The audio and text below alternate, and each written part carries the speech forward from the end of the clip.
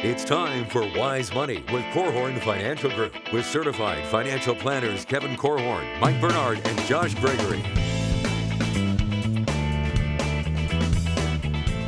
Welcome to another episode of the Wise Money Show with Korhorn Financial Group, where every week we're helping you take your next wise step in your financial life. Thanks for being here, friends. My name's Mike Bernard. I'm your host. I'm also one of the certified financial planners on the program. Gosh, special show today. Across from me, normally is Kevin Korhorn, but today it's CFP and one of my fellow business partners, Josh Gregory. Between us, a couple special guests. That's right. Well, listen, the transition onto Medicare is the biggest health insurance transition you'll face in your lifetime, which makes it the biggest decision you're going to make with your health insurance during your lifetime. And all of that part of the biggest decision of your financial life, which is retirement. Yeah. And so all of that makes this a high-stakes decision, and we couldn't be happier to have two experts with us to help unpack that on today's show here with the Wise Money Show. All right, so the whole show is going to be about sort of surprises with Medicare. So it's all based on questions. But if you have questions for the show, or you have needs as you're planning for retirement or about to transition into Medicare, or maybe you're already on and you need some help, reach out to us. You can call or text us, 574-222-2000. That's 574-222-2000. Online, wisemoneyshow.com. You can get a hold of us there, as well as get a lot of other content about the program, or all over social media. Wherever you're at, we are there as well. Just search The Wise Money Show. Craig Wiker, Ben Bulgrien, thanks for being here, guys. Craig's been on the show before. Ben, this is he's a newbie to the program, but we're glad to have him. Both health insurance experts, and we're going to be talking through the big Medicare surprises. So I'm going to make this quick here, but Josh, the way you laid it out, you remember Crucial Conversations? Remember that book? Yeah. So a crucial conversation is one that's high stakes, emotions run strong, and if you get it wrong, like there's serious consequences. Medicare is that. It's a crucial financial decision, right? There's a lot at stake here. You get this wrong, it's penalties. Yep. It's the biggest health insurance change you're going to make in your life. And, well, at least it's simple. No, it's not. It's wildly difficult. And so emotions run strong, all that sort of stuff. You got to get this decision right and have it be smooth. So, guys, we're going to lay out several of the Medicare surprises that people experience when they go through. Let's start with the first one, and that is when you're enrolling in Medicare, when is the actual start date? What date does Medicare coverage actually start? Okay. Go ahead, Ben. Medicare will always start on the first of the month. So if your birthday is on the 31st, coverage is going to start the first of the month. So you're going to get the very next day, or the first of that month? The first of the month that you would be eligible for coverage. Got it. Okay. So if your birthday is the 15th, then so April 15th, you have coverage starting April 1st. Yes, that is correct. All right.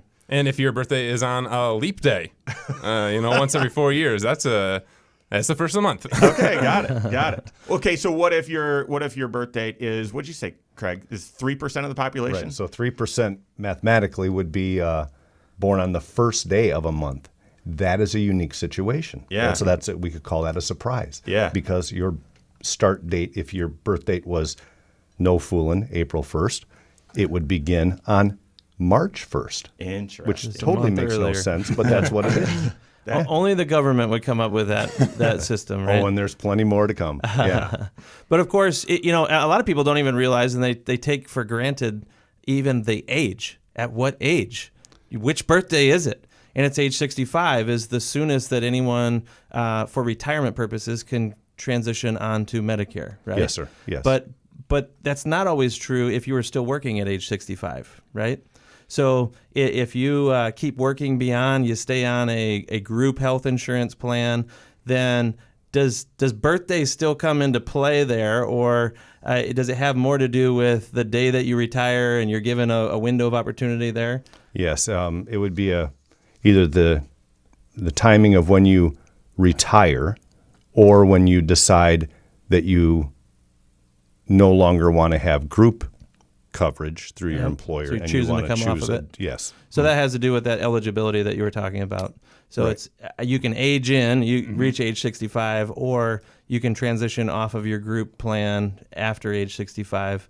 but it always begins. You said it always begins, Ben, on the first of a month. That's the key. Yep. And the first of the current month, not the first of the next month. And so if you're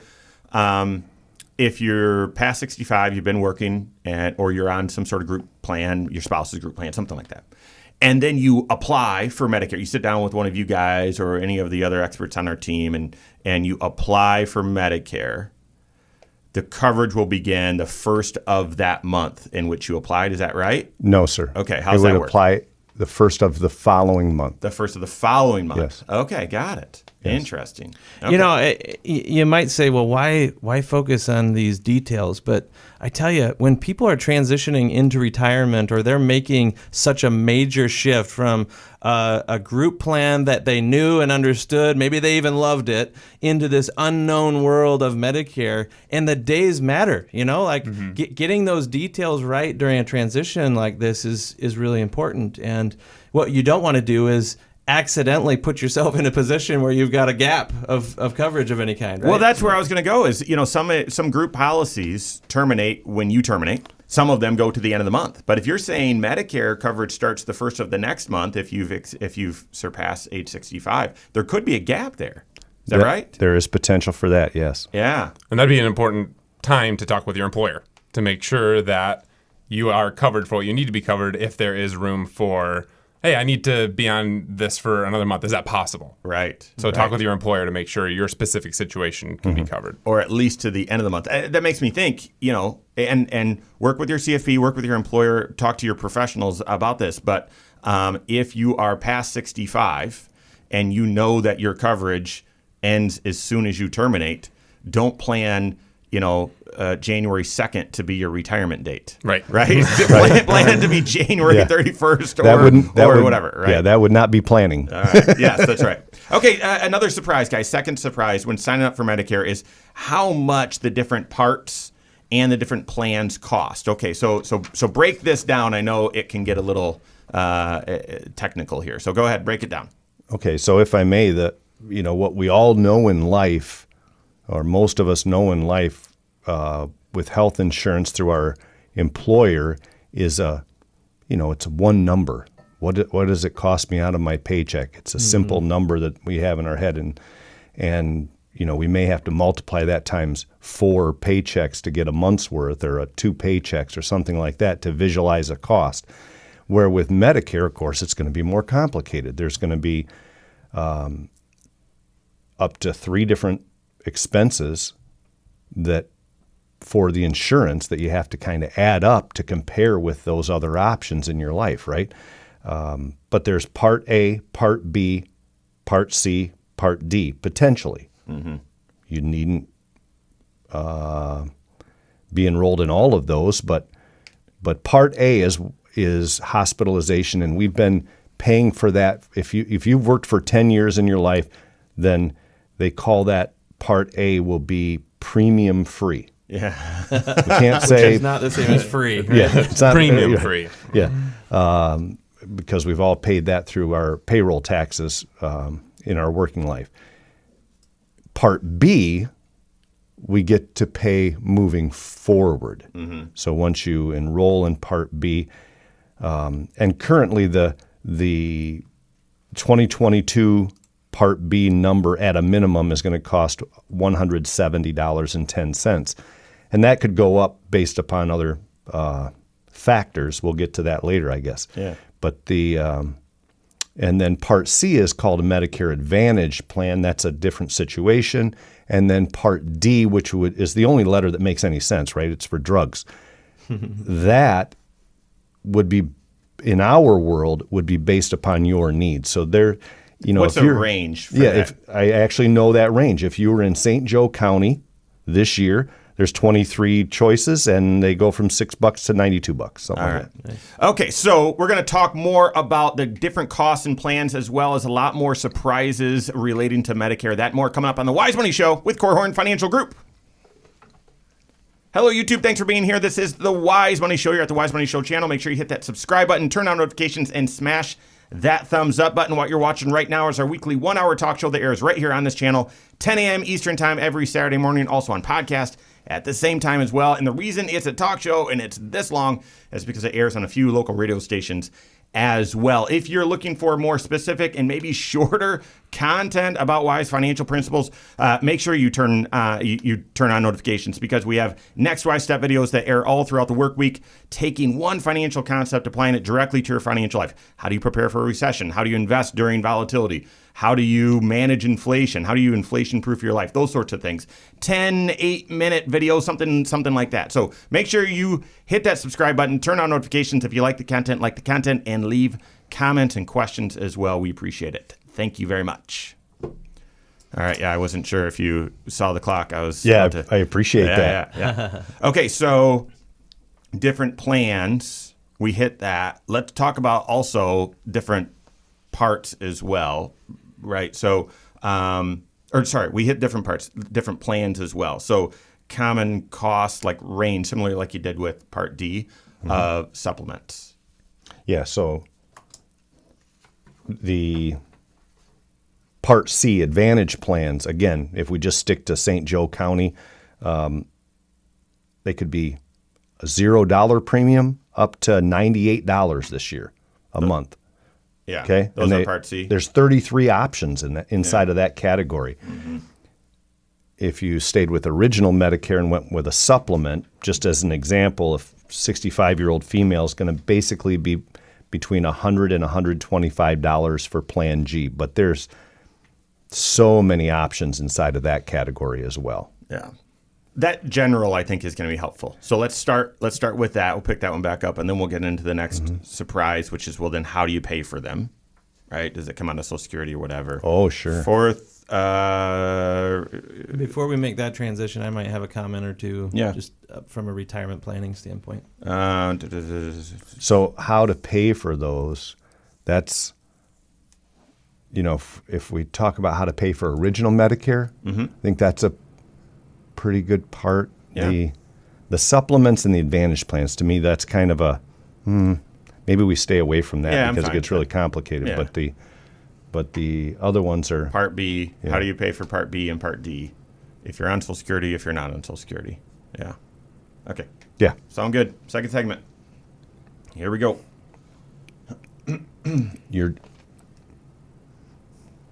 What's that? You're chiming in. Yeah. I figured I would for the Social Security, how to pay for it. Like it. And then you can do the ranges for. All right.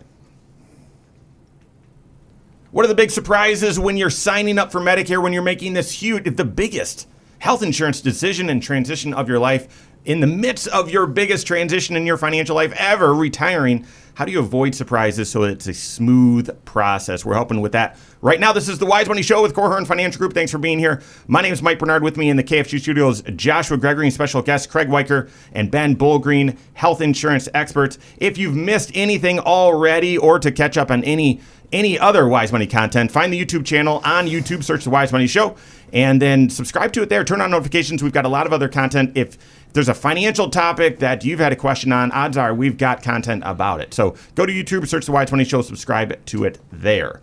Okay, guys, we're hitting the big surprises when it comes to transitioning on to Medicare, and we're just in the middle of one of the surprises is, well, how much all this stuff costs, like the parts, the plans, blah, blah, blah. Okay, so we hit the different parts. Part A is hopefully no additional cost. We'll say it that way. Part B, the base cost is $170.10, and that could change. We've got another surprise that we're going to hit coming up on that. Part C, we're going to stay away from that right now. That's kind of don't need to hit that at the moment. Part D is the drug plans, and what'd you say? That can range from like $6 to $92 in our county. I'll take 6, please. Yeah. All right. So supplements. That's a different plan. That's not a part. So when you're transitioning on to Medicare, you're going to make the really, really, really big decision to go with what I would call traditional Medicare, which is Part A, B, D, and a supplement, or you're going to go with Part C, an Advantage plan, where you're going to pay for Part B and make some other adjustments working with the health insurance consultants like Craig and Ben. If you go traditional Medicare, A, B, D, and a supplement, typical range of a cost of a supplement. So $100 to $125 for a Plan G, which happens to be the most popular of the supplements. Okay, Yes, got sir. it. And then what about? But that's based on where you live too, right? Oh, yes. A plan G is a plan G regardless of what county you live in. You're going to get the same coverage. They're going to pay for all the same stuff, but it can cost more based on your region or whatever, because these insurance companies, they basically carve out certain regions, and it's based on how much are we having to pay out in premium or in claims and things like that. That's what drives their costs. It's what drives what they charge you. There's nothing simple about this. If you move from one area to another, you might find that that same plan G is not the best option for you anymore. Right? That's correct. It's probably safe to say you could compare that to life insurance. The same 53-year-old female in Arizona may be a different rate than the 53-year-old female in Kentucky. So if you move to the Bronx, it's going to be different. Will it be more expensive because cost of living is higher in New York, or is I can tell you that as I've looked for clients, we have clients, of course, that like to retire to Florida. So you just kind of, let's look at what that would be like. And wow, the same plan G might cost a whole lot more in Florida. very Because interesting? there's more people down there drawing on the plans, and they're having to pay out more. So that's interesting. But the point, though, I guess, is you can't just make a decision and assume that it's made forever, right? Like this is something to revisit periodically. Oh, that's a as very your good life point to stress. circumstances Yes, change. sir. Mm-hmm. Okay, so and it said we were going to dodge it, but I'm not going to. So, so if you don't do traditional Medicare, A, B, D, and a supplement, and you go with Part C, okay, Sure. you're paying your Part B premium, but then what's the Part C premium? Is there? So Part C, just like with drug plans, you have options. Yeah. Currently in our market, we have 33 different Advantage plans to choose from.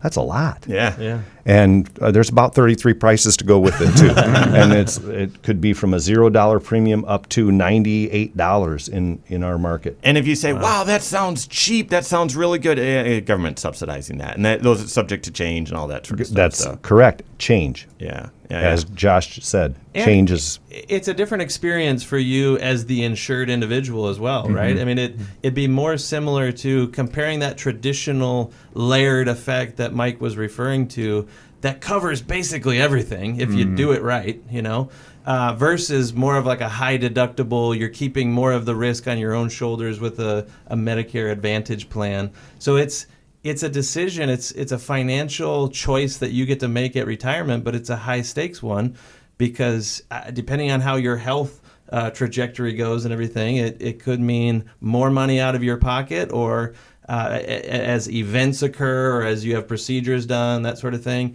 versus maybe it costs more on a monthly basis to have a traditional approach, and yet ultimately, the out-of-pocket surprises or costs might be minimal or almost non-existent. More predictable. There you go, More that's what I said. manageable. Okay, so next surprise, how do you pay for these things? Specifically, let's go Part B and Part D. Ben, how does someone, when they are enrolling in Medicare, they get on Part B, they get on Part D, how do they pay for it? Yeah, so there's a couple different ways to do that. If you are currently drawing or planning on drawing Social Security, they'll automatically deduct that from your Social Security check. Mm-hmm. If you're not, that's where it gets a little bit trickier. Mm-hmm. You would actually, for Part B, be billed on a quarterly basis. Yeah. Right? And it's not your quarter, it's the government's quarter. Oh, my goodness. So that's another thing to keep in mind.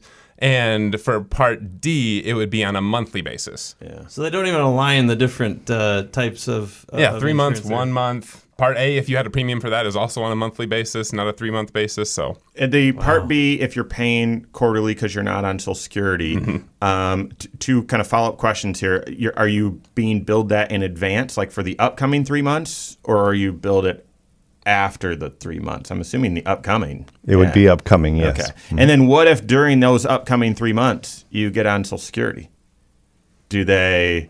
They start withholding it right away, or do they wait until that 3 months that you've already paid is up and then they start withholding it from your Social Security? I would say that be prepared for another Medicare surprise. Yeah. Because on one hand, it should be that they would collect it, in future date, but depending on how they process your last payment, it could get lost in the shuffle, and they'll square up with you eventually. They're pretty good at squaring up with you eventually. We just did a show about the IRS and how long it takes them to get things straightened out. And guess what? It's the same government doing this right. sorting out, right? So that's right. Yeah. So you got to be aware of that. I think from a planning standpoint, especially cash flow standpoint, as you're entering into retirement, if you're drawing Social Security, just know that your Medicare Part B and Part D is going to come automatically out of that. And so when you're looking at, well, how much cash flow is going to be coming in, those payments are going to be taken out of that first before that money lands in your bank account.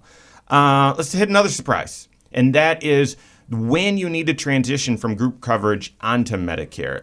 There's lots of confusion on this. So when are you required to? When could penalties come in? And guys, don't get too deep in the details here, but let's hit that one. Yeah, so it's important. I mean, we mentioned it earlier, to talk with your employer. That's going to be a big part of this. The piece where you need to transition is when there is not creditable coverage provided by your employer. Now, creditable coverage would be the minimum that Medicare would offer or better. Got it. And so if they are not offering what Medicare would offer, then at that point you need to transition over to Medicare. Yeah. Yes, sir. And your employer will, and their HR department will be able to verify for you that the coverage you have is creditable. Yeah. And if it's not, you get a penalty. Yeah, if you right. don't sign up when you need to sign up, then there are penalties attached to that as well. So you can stay after age 65. You can stay on your group plan or your spouse's group plan as long as it's credible coverage, and they're and you're allowed to stay on it, right? But as soon as it's not credible coverage or you drop that coverage, you've got a small window in which you need to enroll in Medicare. Otherwise, there could be penalties. And also, depending on supplements, otherwise there could also be proof of eligibility. Like you got to show insurability, go through medical underwriting. So, all right, we've got more Medicare surprises to hit. That and more coming up on the Wise Money Show with Korhorn Financial Group. Okay, two things before I forget. Yeah. We didn't talk about paying for Part D. Part D is paid to the insurance company. Got it. Okay, we'll pick that back up. Second, the group, staying on the group, would depend on the size of the company, 20 or more or 20 or fewer. Okay, so like whether you're even allowed to stay on, you mean? Well, like Past if age. you have more than 20 employees, like here, Yeah. okay, when Kevin gets to be 65 next month, he last month. then because we have greater than 20 employees, he does not have to sign up for original Medicare. So he could be 65 just like he's less than that. And Even without creditable coverage? no, as long as Yeah, we 'cause have he's got the creditable group. coverage, Yeah, right? yeah, yeah. So assuming we all have creditable coverage at Right. work, then he does not have to sign up for original Medicare. But if you have fewer than 20 employees, you have to sign up for at least Part A, because Medicare would be your primary payer. So you need to sign up for Part A because they would, and that's how we end up with those strange HSA situations and all Right. right? Because you have to do it. You really need to do that because Medicare's so if you're under 20 employees, Medicare is your primary payer. So if you don't have Medicare, it's on you. That's why you need to sign up for it, because the insurance companies go, well, look, we're secondary. Who's your primary? You go, well, I didn't sign up for Medicare. Well, I guess you are then. You know, it's, and Hey, Frank, can you turn your mic actually a little more? this way? Yeah, because you keep looking basically Oh, yeah. at mic, Yes. and I want to make I sure gotcha. like Yep. it's Perfect. sounding quieter. A little bit this way, just a little bit more. Okay, good. There we go. All right, so we'll pick that back up, and then we'll hit the biggie surprise about how much Medicare Part B costs, depending on your income, IRMA.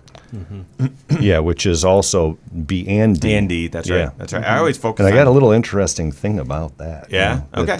Let's hit it. So we'll hit those couple things first. I'll cue you up and we'll hit those because that's good stuff, and then we'll get into that fifth surprise. So third segment. Here we go. You guys know this by now. It's still a surprise to lots of folks, though. Can your income influence how much you pay for Medicare Part B and Part D? The answer is yes, but we're going to talk about it. We're going to help you through this. That is the Wise Money Show. This is the Wise Money Show with Korhorn Financial Group. Thanks for being here. My name is Mike Bernard. With me in the KFC studios, Joshua Gregory and special guests Craig Wiker, Ben Bulgrien. We're hitting Medicare surprises. We've got, oh my goodness, 5, 6, 7 of them that we'll be hitting. If you have any questions for the show or want to catch up on any previous content, you find us online, wisemoneyshow.com. You can submit questions right there. You can get additional content on the program as well. So find us online, wisemoneyshow.com. Craig, in the break, we were hitting some kind of bonus content there, some little bit of cleanup work. So one is, how is Medicare Part B? Well, go ahead. Medicare Part B billed, or how do you pay that? Go ahead. Yeah, well, we were talking about Medicare Part D. Yeah, Part D, that's right. Yes, Part D is actually paid through a private insurance company, whoever is providing your Part D plan. Got it. Okay, as opposed to Part B, which is paid to Medicare. Mm-hmm. Got it. Okay, and then the other piece you were talking about was if you, depending on the size of the employer, how that can influence when you should sign up for Part A or not. Go ahead and share a little bit more about that. So basically, if your employer has greater than 20 employees, then you don't your insurance company would be your primary payer. Yeah. If your employer has fewer than 20, then Medicare would be your primary payer, and the private insurance company, your group health plan, would be the secondary payer. So you need to sign up for Medicare, at least Part A, in that situation. Because if you work for a small then employer. ultimately you're on the hook as the primary payer yourself, right? Because somebody's, you would have a gap in your coverage. That could be a major financial mistake. Just missing that little detail. Correct.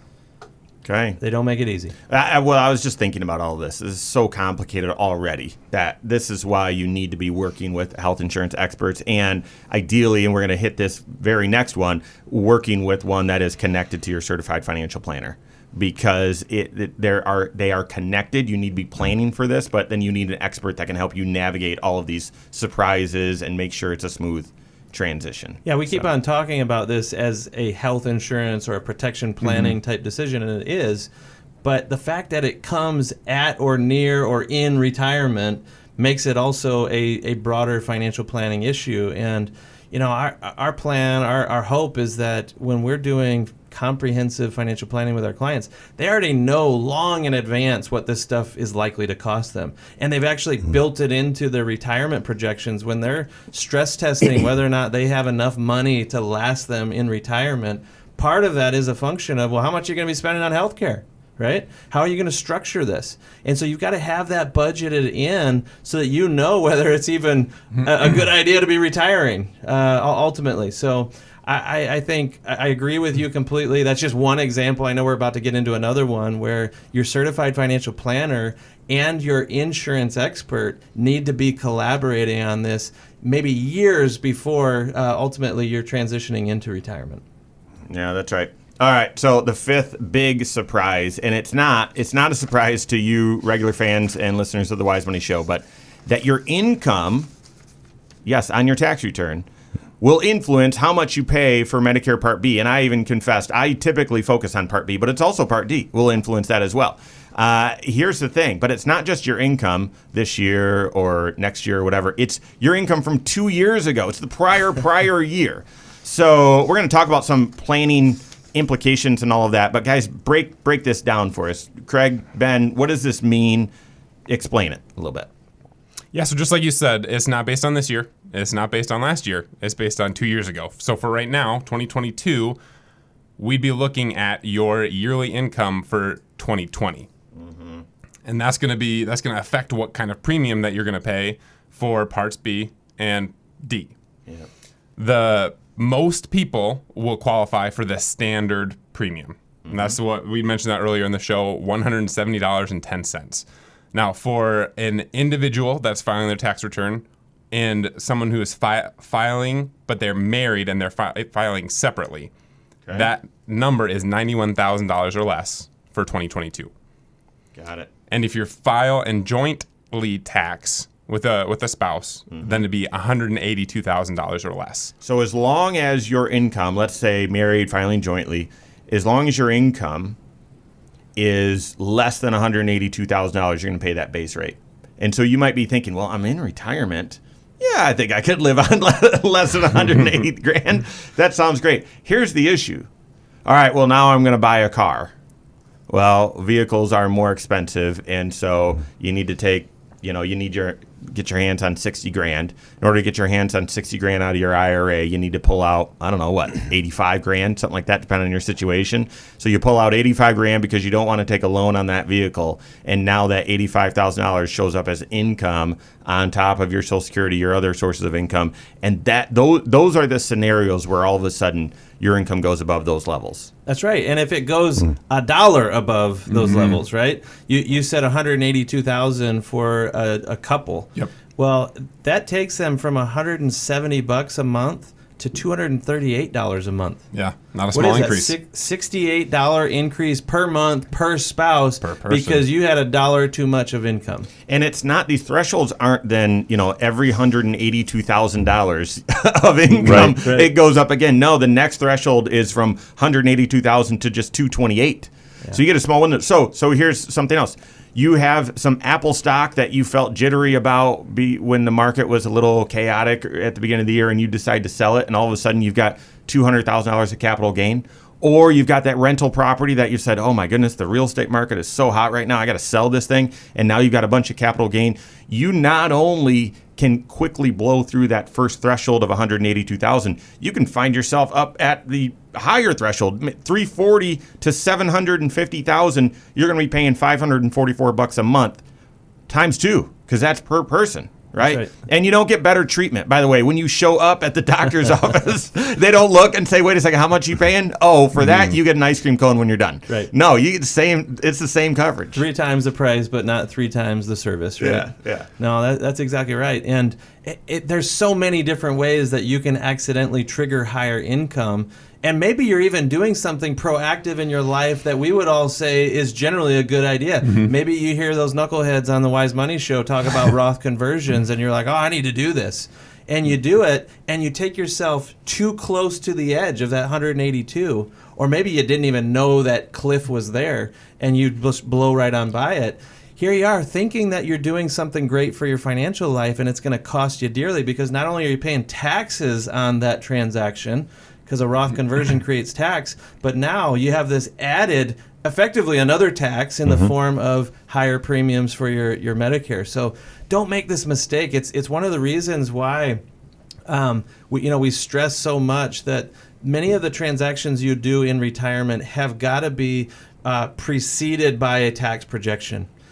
Test the plan before you take the action, because one of the consequences could be related to your health insurance, as we're talking today. It's even tougher because it's not immediate. We mentioned that a couple of times. Right. It's based on 2 years ago. So the decisions you make now are really going to affect you in 2 years. There's not an out, but there's an appeal that you can make. There's an exception. Now, I've looked at that form, and it's not very clear. What is it? SS44 form? I can't remember. Yes. It's not very clear, and I'll tell you, the application of, okay, yep, we're going to grant you an exception, that's also not very clear as well. No. I've seen the same scenario. Someone gets approved, yeah, okay, you don't have to pay this income-related monthly adjustment amount, IRMA, and for this exact same situation, the next person fills it out, and nope, they are subject to it. So it's not straightforward. All right, we've got more surprises that we're going to help you get through. We've got that more coming up on the Wise Money Show with Korhorn Financial Group. Sorry, that was the Mike and Josh segment there. No, actually, you were playing right into. You covered like 5 different surprises in one surprise. Yeah. And it just helps reinforce how complicated Yeah. all of this is, how beneficial financial planning can be, and health insurance planning. Right. We'd like to think of it as Medicare planning, but it's really not. It's health insurance planning. That's right. Because the plan might be to stay on your group health insurance. Potentially. Yeah, and what I was trying to figure out, how do we, like a summary. What I would prefer, we've been through this exercise of ideal client kind of stuff, right? My ideal scenario is I'd like to meet with a client and give them education and also receive information on what their current situation is and their options. Yeah. So that they can then see a vision of, oh, at 65 I'm doing this, or no, I'm going to wait till this. Before, I'd like to see them before they do anything, just like you guys would financially. You'd like to know, hey, before you just walk off your job, could we talk? I'd imagine, and I don't know, you guys could confirm this, but the client experience for someone who comes to you with a financial plan already established versus someone just off the street, a client's neighbor, cousin, or coworker or something that just shows up and isn't organized in that way, doesn't let you see the whole big picture without a lot of that data gathering and stuff. I'd imagine it's a lot more work, right? If they show up and don't know the details. Yeah, and I don't mind the work.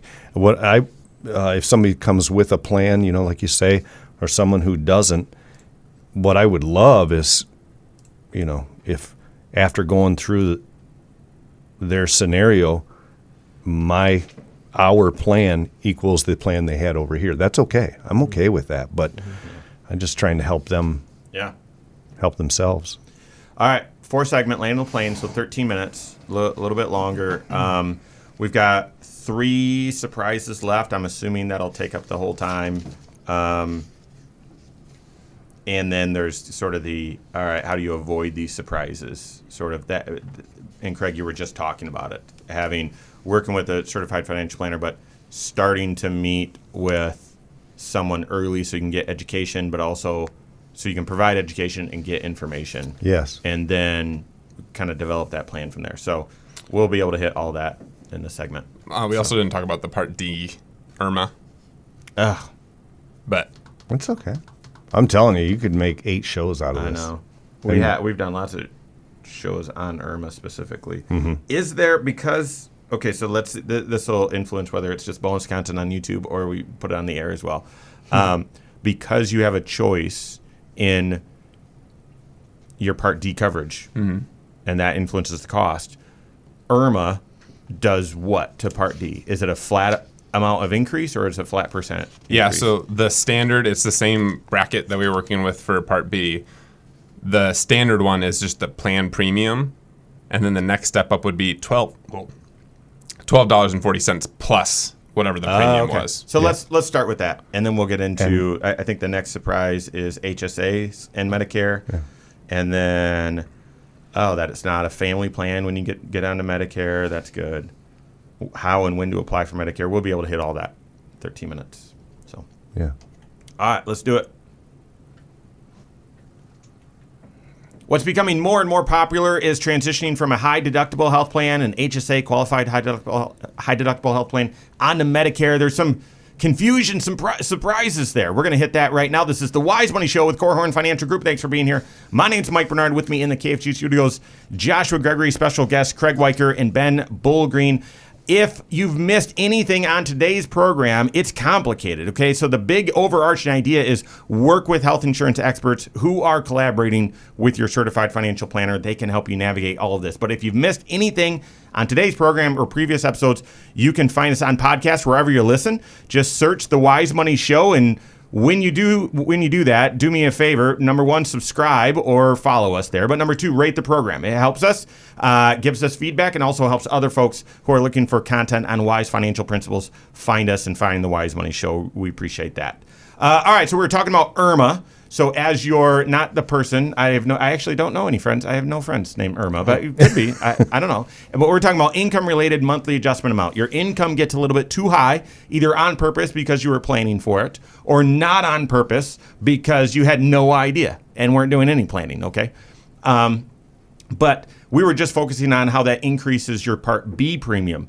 Part D is a little bit different because based on the Part D plan that you choose, your cost could be different. But Ben, how does it, if you get IRMA, if your income gets too high, how does that impact your Part D premium? Yeah, so the similar thing is that we talked about in the previous segment about the bracket is a little bit confusing. It's not a standard every $100,000 that you're going to go up at a certain amount.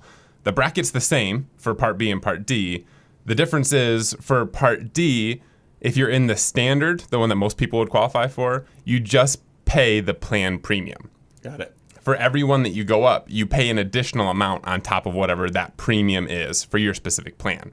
So for the first step up, it's $12.40 per month per person. Which is almost, I mean, in some instances, that can almost double the payment or increase it by 50% or something like that, depending on how much your Part D cost was. Right. If your Part D cost was $25 and all of a sudden it now costs you an extra $12.50, 50% increase. Yes, sir. And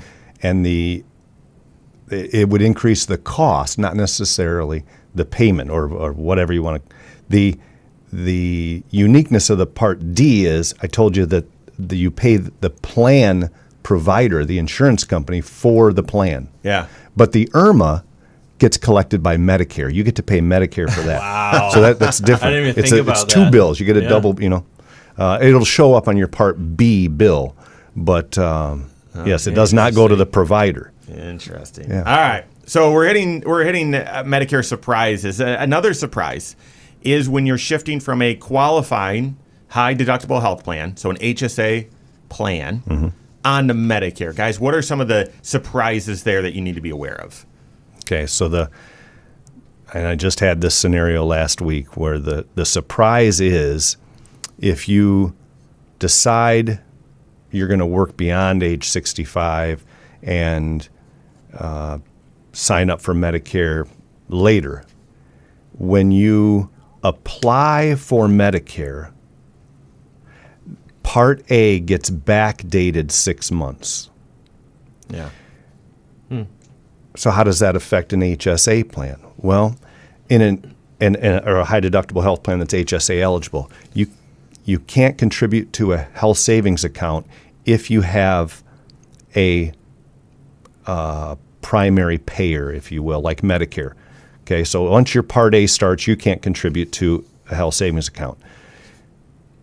That 6-month kickback surprises many people. It surprised this client last week. In fact, surprised them because their date was June, but they applied in February, so it got backdated to August. Oh my goodness. the prior year. Which means that it affected their tax return. their tax return for 21, and it will affect their 22 because Holy cow. they couldn't have contributed any in 2022, and so it's just now is that lock me in jail kind of problem? No, but it showed how a health insurance presenting problem can become a tax problem, absolutely. right? And all of a sudden, you're having to amend a tax return. You're having to Two of pull them. money back out of that HSA and correct the issue. Yeah. You're not eligible to to contribute in this current year as well. So, wow. So that 6-month look back is really, really key. And clearly, I mean, that would catch all kinds of people by surprise. Big deal. Big deal.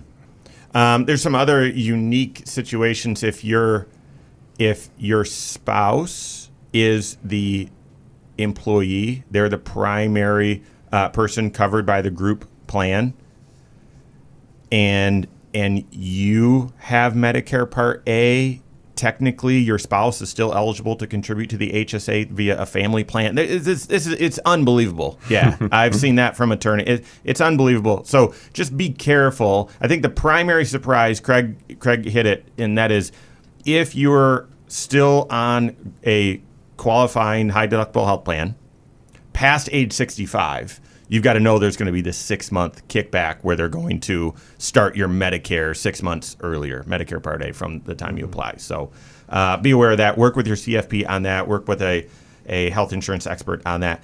Next surprise, and this is, again, you're transitioning from health insurance that you've been familiar with. It's worked a similar way since you got your first job into Medicare, which works a little bit different. All that time, if you've been married, you've had a family plan. And now you transition to Medicare. Is Medicare a family plan, or if you're married, can one person choose one option and the other person choose a different option? Yeah, so it works exactly that way. You can have one person on what we talked about, original Medicare with a supplement, and then the other spouse on a Medicare Advantage plan, depending on what works best for their situation. I was observing a meeting with Craig a couple weeks ago, And when he went through that with the clients, they were very surprised. It was like in action, one of these surprises that we're seeing. They had no idea that they didn't both have to be on either a Medicare Advantage or a original Medicare with a supplement. I had a client once who came to us shortly after retirement, and they came having already decided that they were going to have Medicare Advantage. They, especially the husband, he had an HSA plan all throughout his working career. He was just used to higher deductible and paying for things out of pocket and stuff, so they made that choice.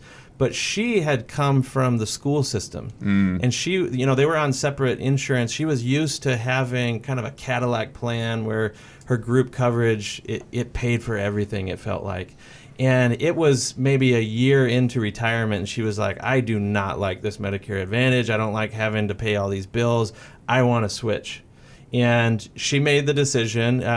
She actually worked with one of our insurance experts to figure out eligibility to make the switch during an open enrollment period. And she made the choice ultimately because she just didn't like it. It didn't align with what her experience was and how she saw the world of insurance. And so they started together, ended up on two separate types of plans, and it was just in alignment with their own personal philosophy, I guess you could say. Now, what's interesting is you typically can't just switch from Medicare Advantage over to traditional Medicare. You can switch from Medicare over to Advantage really at any time. But they'll take you anytime. Absolutely. But if you start with Advantage, in order to switch to traditional Medicare, get a supplement plan, you're going to have to prove insurability. You're going to have to go through medical underwriting, most likely, unless your Medicare Part C plan gets canceled. If Right. it gets canceled, which you can't really bank on that, especially, Josh, in the scenario you're referring to.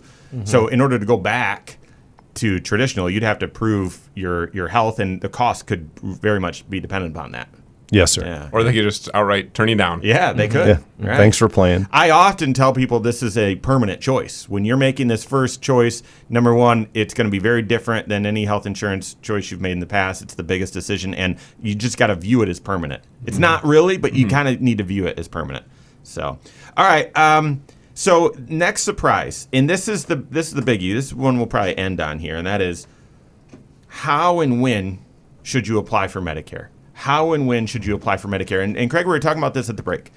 In an ideal situation, and this is often the approach that we take at KFG, your certified financial planner is teaching you about this as you're getting ready to retire. So as you are doing retirement planning with your CFP, meeting a couple times a year, typically for us, it happens in the fall meeting where we're going to focus on retirement. So you're a couple years out, and likely your CFP is going to teach you this broad decision, the traditional Medicare versus Medicare Advantage. But then as you get closer and closer to retirement, ideally we want to sit down with, we want you to sit down with a health insurance expert about 6 months prior to do, Craig, what you were talking about. Educate on, okay, these are your options, this is how it works, but then start getting some information to see what is best. So talk us through that process. 6 months, is that when you enroll, or do you enroll 3 months or 1 month? How and when should you apply for Medicare?